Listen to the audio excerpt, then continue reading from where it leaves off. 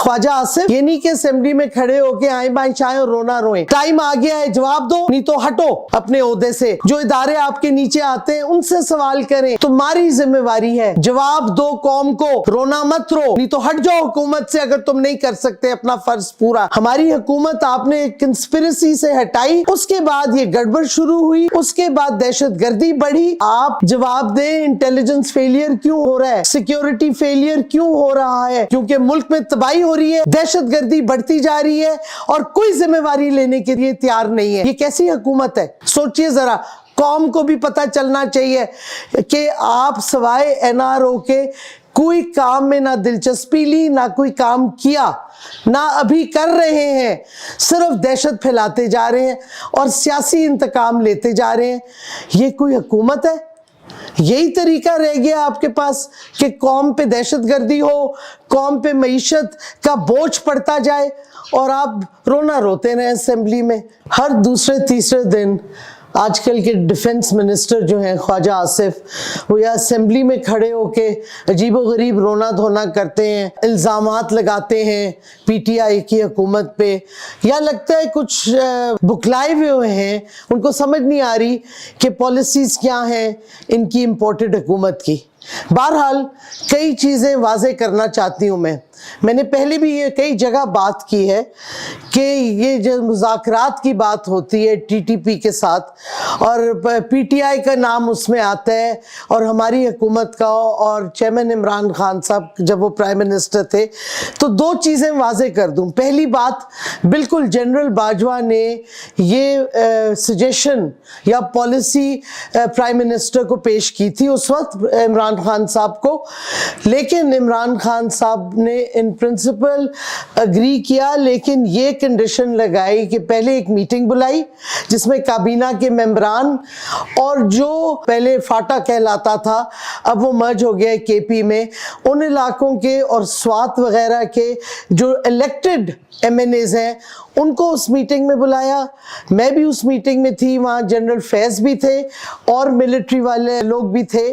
उधर डिस्कशन हुई और क्योंकि जो लोकल इलेक्टेड एमएनएज थे उनके बहुत से खदशात थे टीटीपी के साथ डायलॉग करने के बारे में, एक फैसला हुआ प्राइम मिनिस्टर इमरान खान के ज़ेर सदारत कि पहले जो मिलिट्री लीडरशिप है वो उन लोकल इलेक्टेड लीडर्स के साथ बैठ के कंसेंसस बनाएगी कि अगर तालिबान जो कि हथियार रखना चाहते हैं, जिनकी फैमिलीज वापस आना चाहती हैं, और अगर कंसेंसस बनता है तो फिर ये डायलॉग को आगे लेके जाया जाए। उसके बाद वो ना कमेटी बनी और ना हमारी हुकूमत रही। जो नई इम्पोर्टेड हुकूमत आई है उन्होंने ना चेक किया, ना लगता है उनको कोई कंसल्ट किया गया किस तरीके से हुआ डायलॉग, कब हुआ, कब ख़त्म हो गया, क्या उसका था।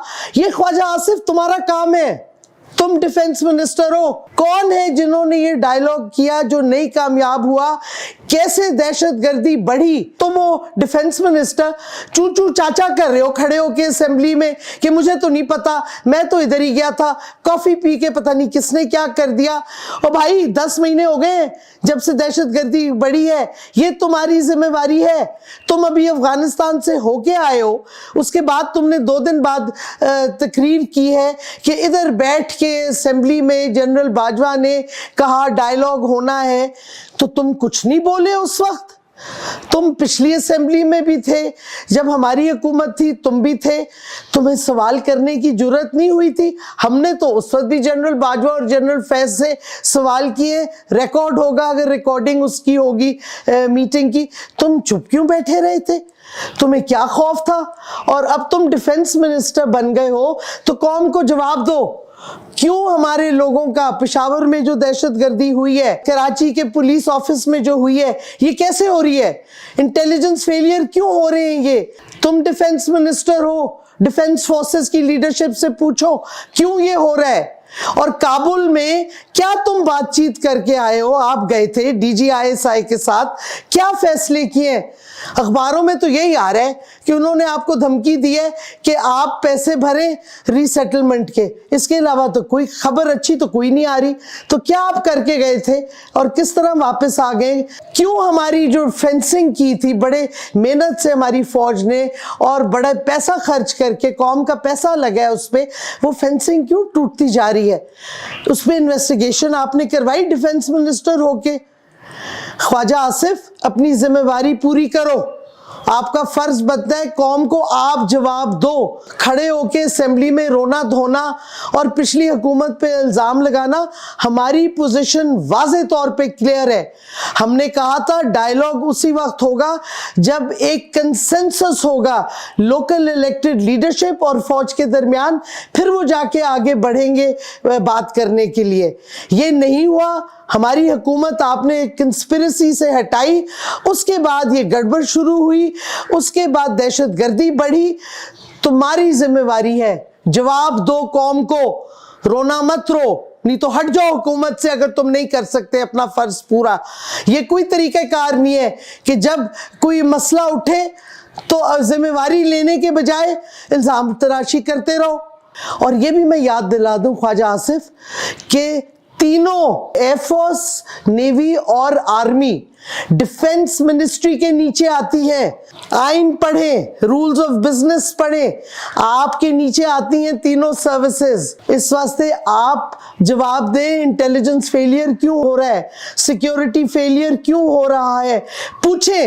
جو ادارے آپ کے نیچے آتے ہیں ان سے سوال کریں، یہ نہیں کہ اسمبلی میں کھڑے ہو کے آئیں بائیں چائیں اور رونا روئیں۔